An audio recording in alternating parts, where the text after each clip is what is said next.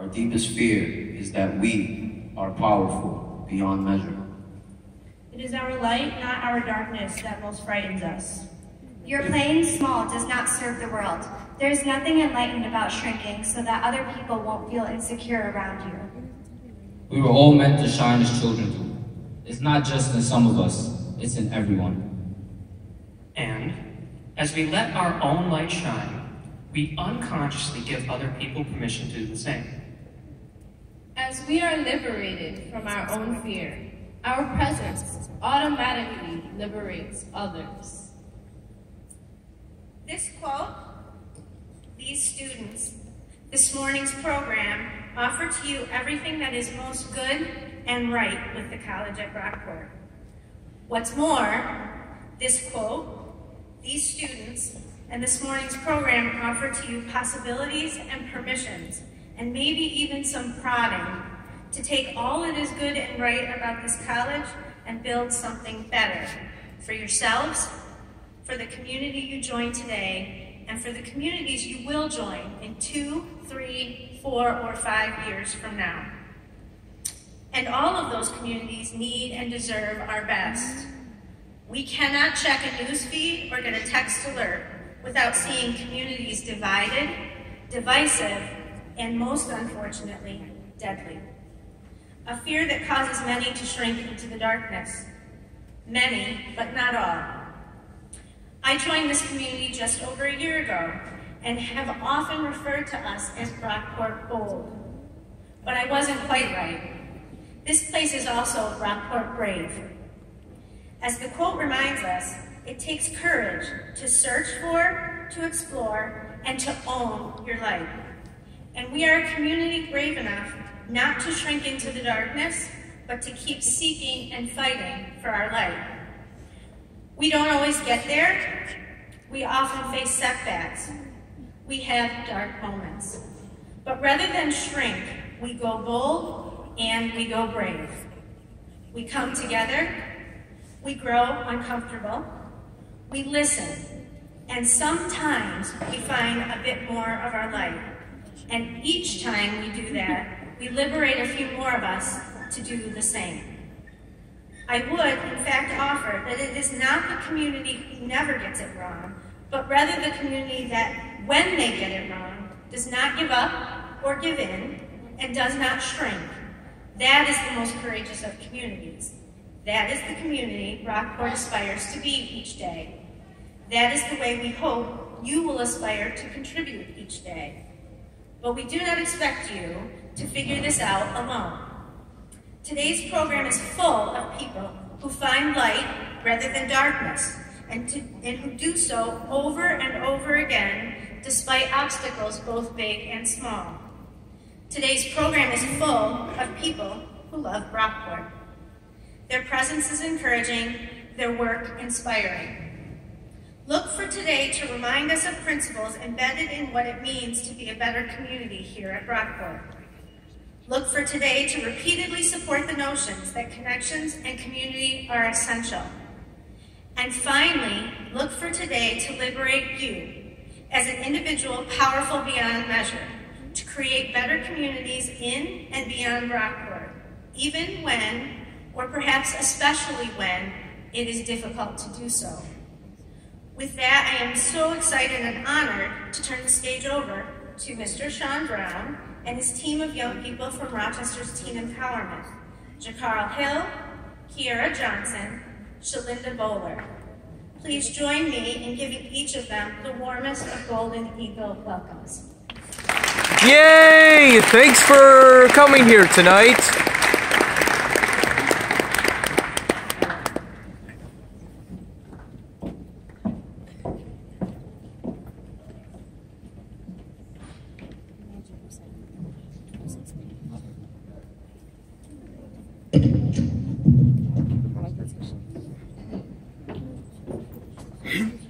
Good morning. Good morning. Good morning. Good morning. All right, how you doing? I'm Sean Brown. I'm going to ask for a little bit of crowd participation to get us started.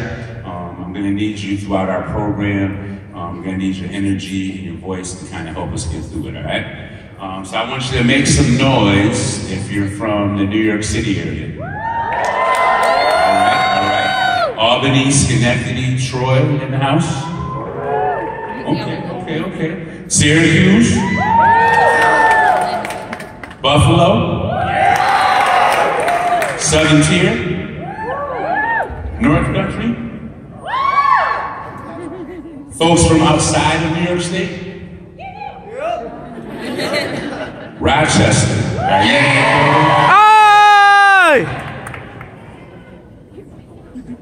Well, welcome everyone. Thanks for being here. No matter where you're from, now you're part of the Brockport community and family. So again, from Teen Empowerment, I want to say welcome on this great journey you're about to embark on as the freshman class of 2017. Again, my name is Sean Brown. I'm an activist, an advocate, a mentor, a teacher. I'm a critical thinker. I'm a citizen of the world. I'm empathetic and a lover of all humans and animals. I'm a hip-hop connoisseur. I'm a sneakerhead. A little something for you today. I'm passionate. I'm open-minded. I'm transparent. All these qualities were developed and flourished during my time on this campus. I'm proud to say that I belong to the Brockport family, and I'm an alumnus of the class of 1999. Don't let that get out, showing my age. This place gave me valuable lessons on life and taught me how to interact in the world. This place taught me how to respect my fellow students, no matter where they came from, no matter the color of their skin, or what God they chose to pray to. That this place would be safe and free from judgment, so students can explore themselves and develop the blueprint for their path and start creating their individual vessel on this journey called life. Brockport did this for me, and Brockport will do this for you. I deeply appreciate my time here as a student. It was rich with friendships and many life experiences that shaped my life into adulthood. I think back to the protests with OSAD, the Organization for Students of African Descent, to my time as a member of the men's basketball team and our Elite 8 squad in 1996, to the countless connections I made with classmates and professors that have continued to grow over the past 20 years. I would like to share one of those stories about a friend I met along that way. Anyone staying in McFarland Hall this year? Yeah. McFarland Hall was my freshman dorm, and I met my guy, Big Dave, on moving day that year. Dave lived across the hall from me. Dave was a giant man. He played football for the football team, but he had an even bigger smile. He grew up on a cattle farm in the country, and pretty early on in our friendship, he shared with me that his hometown had absolutely no racial diversity. That as an 18-year-old young white man, that he had never actually spoken to a black person in his life. At the time, this left me speechless. Not because of what Dave shared with me, but that I realized that our society can still be so segregated. Dave earned my respect that day. A lifelong friendship was born in that moment. That two young men from two completely different backgrounds could bond and see each other's humanity was a beautiful thing.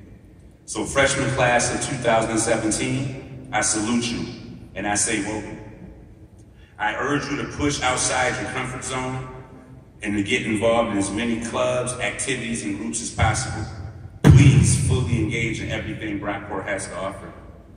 Have fun, rage, get lit, but never forget you're here for your education. The knowledge you gain here will be fundamental in your success in life. Always challenge and fight for what you believe in. Your voice matters. Let your class set the example for acceptance, love, and unity that we so greatly need in the world right now. I've received many gifts from this fine institution of higher learning that has shaped the work I do now. My love for the community and giving back has led me to the rewarding work of working in the nonprofit sector. I've chosen to focus on working with young adults in my current role as lead program coordinator at Teen Empowerment. I have a few of the young people that I work with behind me, but you'll get a chance to meet them in a second. First, just let me tell you a little bit about Teen Empowerment. Teen Empowerment, we're a neighborhood program We're based off the Southwest neighborhood in Rochester. So we're on the west side if you're from Rochester, right on Genesee and Arnett. And we hire 13 young people every year from the community to look at issues that young people face in the city of Rochester. They organize projects, initiatives, and events to kind of really address change and bring young people together.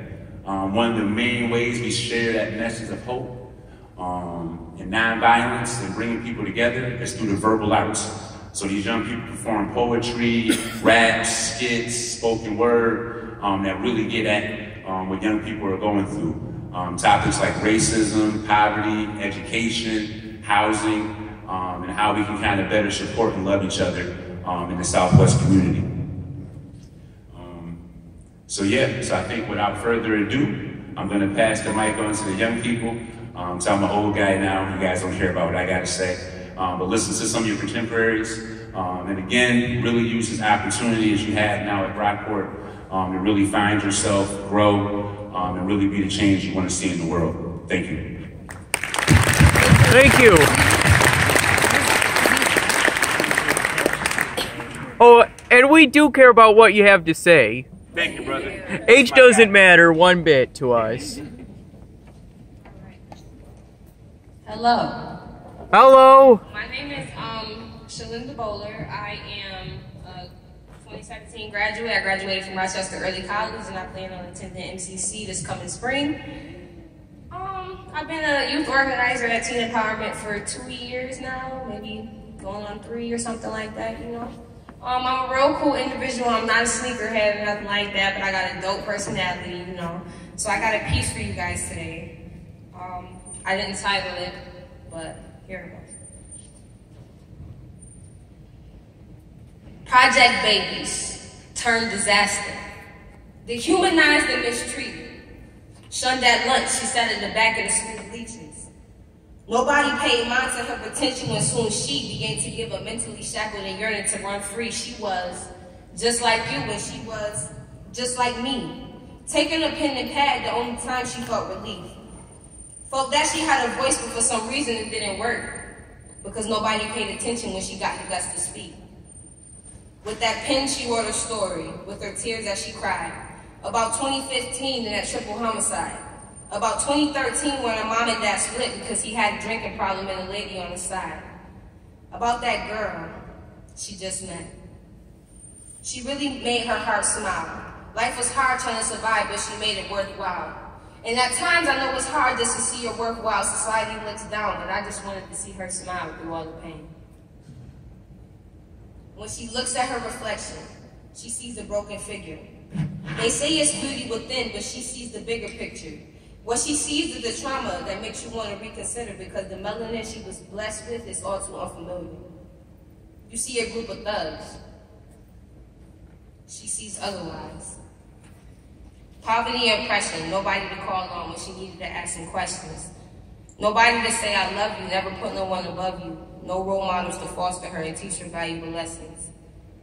This little girl, she had a dream, inspiration and a motive. Determined to be a leader, set in stone in her life, she wrote it. Never gave up hope, her experience was true.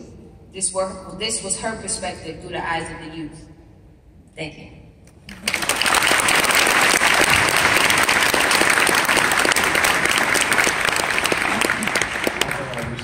Temptation thing where one of us just slide out on them. You know, that would have been dope. My name is Jakar Hill. Oh, excuse me, I know this mic is loud. I also go by Chips. Most people call me that, or Elliot is my stage name. The reason why I do the work that I do is because I lost my little sister in 2005, and ever since then it's kind of been like living my life to do what I want to do, but also helping people, as I didn't get to like really see her grow up, but I see like younger people growing up and people my age that like need a little extra push and whatnot. And music really became my thing because I love listening to music. I listen to every genre. And being on stage is just like a blessing. Teen Empowerment definitely put me on a lot of the stages. And during my time at Teen Empowerment, I learned a lot about Black history. I learned a lot about what the real origination of hip hop in the South Bronx. And it really just inspired me to like do more with my music. I incorporated all of the things that I was learning. I definitely got deeper in some of the things that I said. And this, I wrote this to Let Nas Down by J. Cole, if you know that song. It's a remix, but I made it like a poetry kind of thing for this. And I edited some words so it's not the actual verse. So please stay with me. And I'm taking the intro, so I didn't say the first few parts, but I said. Clips inserted. A baby's being born the same time a man is murdered. The beginning and end. As far as rap goes, it's only that, so I explain my plateau and also what defines my name. Leo. Shout out to my idols. I'm glad none of y'all rivals. While many of us working on hip-hop survival. Worried that there might be no more revivals. Hoping you can help us weather this next title. You sit and admire MCs that was spit and make me speechless. Same people that ran the game later became feetless. Cheers. Proper moment for a spontaneous toast. See these chickens in the room, I set the set in the roast. Learn through many. Hip-hop is about being peerless. Use your voice how you see fit. Be fearless. Remember, what you choose as a trade, there's a little bit more than mark you. Observe deep in the canvas, cold. I see the art too. Ain't respecting it no more. Rap is for the hell of it. Most messages being conveyed is irrelevant. Old heads do everything to stay relevant. Got me praying for hip-hop to be irrelevant. Music, no my neurological parts ever taken. No destruction promoted in nothing I ever painted. My pen and pad purpose isn't just to make me famous, but that's the only way my word is acknowledged. Is funny, ain't it? Taking over aspects to redirect our true dreams. The true roles they hold are behind the scenes. Didn't sit at the table forcing the picking up cards. Everyone cuts deep like individual shards. Surrender ain't the only option. Where's the resistance? Death plaguing us, we just giving assistance. Swear what was sworn is in effect right before our eyes. What did everyone believe before all the lies? Losing dads as we born, can't even be birthright. Stripping us from the womb of our righteous birthright. TV, anything wired, literature, even schools at their disposal. And the truth is the one thing that they never show you. Double XL, freshman class of 2017, my heart is disappointed. These the faces of music? Hip-hop? No wonder we so disjointed. Fiending for it, compared with dogs who were born. I can't even be mad because the fans are the ones who condone. Forgive me. And the frustration because this is actually my passion. How did rap become about beats, ad-libs, and the fashion? Broke people breaking and look rich will buy your Benz. It's not microscopic. You can put away that lens.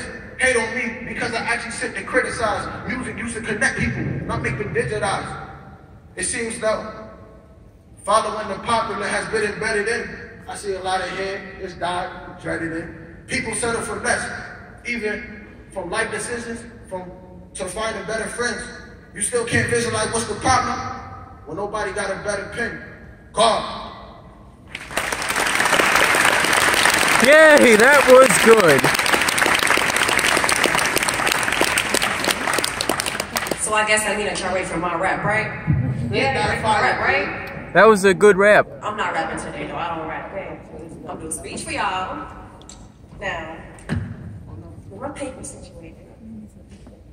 But my name is Kiara Johnson, and I am also a youth organizer at Teen Empowerment, and I was volunteering there for about a good year, and then this year I had the pleasure of being an official youth organizer, so props to me. But why do I do the work that I do?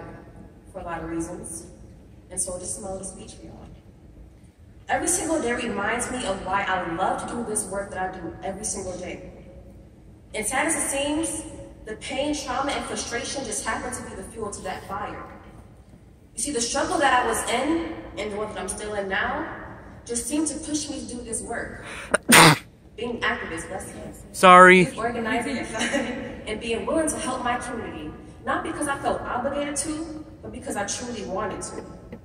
You see, I knew how much untapped potential there was within my own community, but how to get it. Something about helping my own people just put this thrill into me. It made me feel good. It was this amazing feeling inside. Me not wanting to see the generation after us deal with the same exact trauma as us was the reason why I did it. Just seeing my peers have their childhood snatched from them just like I did meant that I could relate. We were going through the same exact thing. You see, I was born into a toxic system that was against me. It had already expected me to fail because of the color of my skin before I was even out of the womb. But you see, I saw something in myself like a lot of my peers.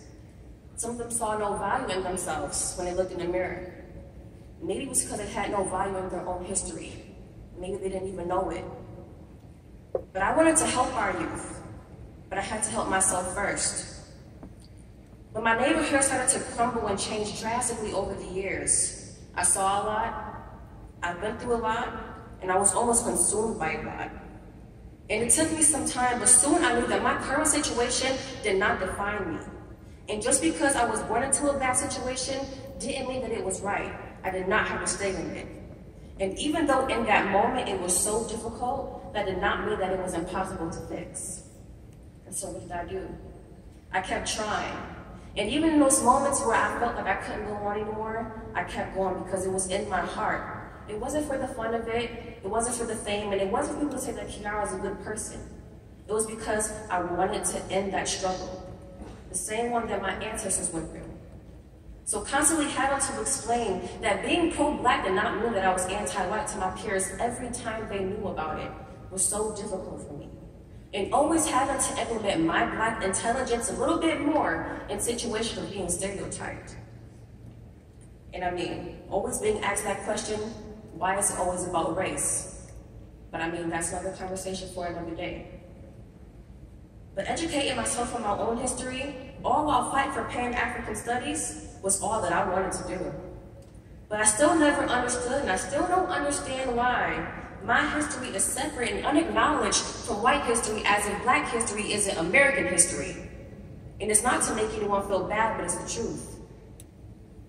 Every obstacle in my life so far has been building me up for this very moment. And I know that this is just the tip of the iceberg. But I had to make sure that my youth knew that they too had a powerful voice. And that when we unify, we can make positive motions in our own communities and change this world.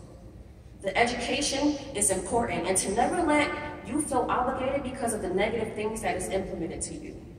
To never feel like you need to fit into those stereotypes. It's not for you. And even when society makes you feel like this is how it has to be, remember that anything is possible. And to always remember to fight for what you believe in, because our lives will mentally end the day that we stop fighting for what is important to us. And this is why I do the work that I do every single day. And it's why I love it. And I even figured out what I want to do for college. What I want to do? So, I want to be a trauma specialist. That's what I want to do. I want to talk to people like me about situations that I've been through and made it out of. Because I feel like when you can connect with a person on a more positive level, on a more personal level, you can fix that situation. You feel it more in your heart, and it's less of a job and more of you doing it because you've been there and you made it out of it. And that's my testimony. I don't mean to get all heartfelt, but that's what it is. And so I feel like when you understand people better, you can fix that situation. And so I want you guys to all just sit around and think real quick. A couple years from now, when you all graduated and you find your own little occupation and things get real hard, why do you guys do the work that you do? Why do you want to do that job? Why did you even go to college? Think about that. And when things get too hard for you, you want to throw all the papers off the desk, you want to walk out the office and say, I quit. Remember your answer, because it was important to you. It wasn't just a job for you, it was in your heart. And so remember that. Thank you. Yo, thank you. So now, it's gonna be something a little bit more fun for y'all, because I see y'all looking kind of sleepy. Y'all ain't really cheering. Y'all supposed to hype me up. It's my birthday to let y'all know. Happy birthday! Happy birthday! Happy birthday! So, you ready? What we gonna do, y'all? What we gonna do? What we gonna do? Y'all ready? We want everybody to get lit one time, so we're gonna put on a song we know. Man, everybody. We gonna ask y'all to get lit with us. Y'all stand up. We gonna take a little dance break. Yeah, get up, shake y'all your can leg. really drive. Whatever y'all want to do.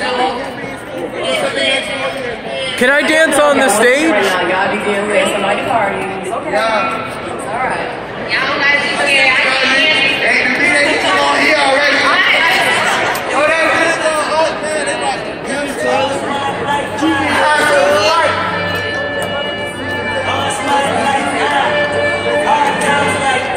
Hold up.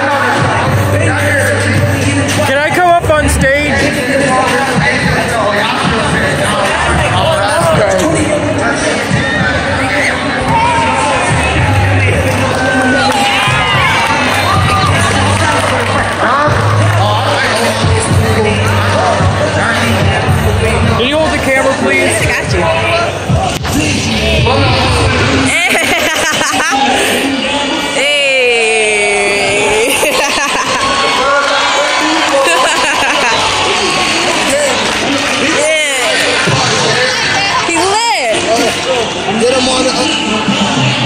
We gon' be alright. Hey! We gon' be alright. We gon' be alright. We gon' be alright. We had enough, man. We had enough. Give him a round of applause. Wait a minute. Thank you. Thank you. That's what we do, man. Thank you.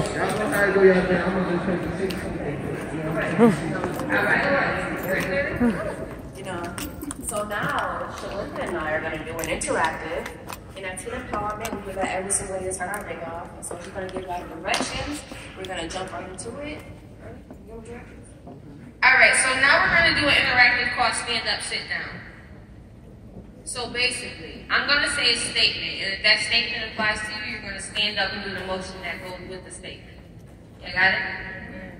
Now, if you guys have any... Now, if it doesn't apply to you, then you can stay seated. Yeah, don't do it if it doesn't apply to you. And if you have any physical limitations, which I don't think anybody does, but if you do, feel free to not do it or kind of fix it to however it's comfortable for you. But we want you guys to be very vulnerable in the situation. It's going to be fun, okay? Well, everybody got it though, right? Yeah. All right. That's like Simon says. Seriously. That's like Simon says. All right, now. So, stand up if you attended an urban school growing up. What does urban school mean? Public city school? I attended Greece Athena. Greece Athena. No, that's a suburban school. Okay. Now, stand up if you went to a suburban school. Oh, whoa, oops, sorry. Me too. I went to suburban school. All right, y'all can sit down. Y'all are so cute. Stand if you attended a rural school. Okay, shout out.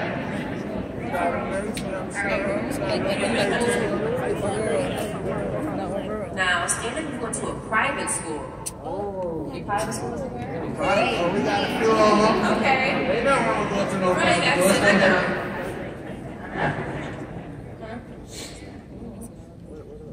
Stand up if you had more than 30 students in your middle or high school classroom.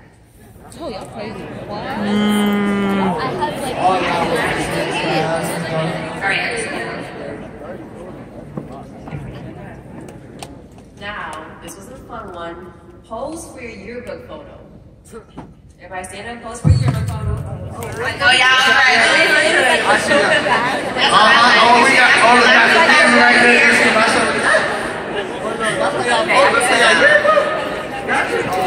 Man, that's good. Raise your hand and point to the sky if you feel like your education should inspire you to be a better person in life. All right. Now, sit and raise your hand if you know anyone who dropped out of school. Okay, put your hands down. Stand up and wave a fake dollar bill if you had a job as a teen. Hey. Get that Does money, dollar bill, y'all. it have to be an official job? Now, stay seated and shake your head if you've ever experienced trauma, discrimination, or violence.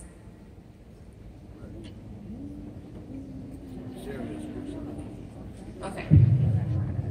Sit and wave peace signs if you would want to work to help resolve any conflict.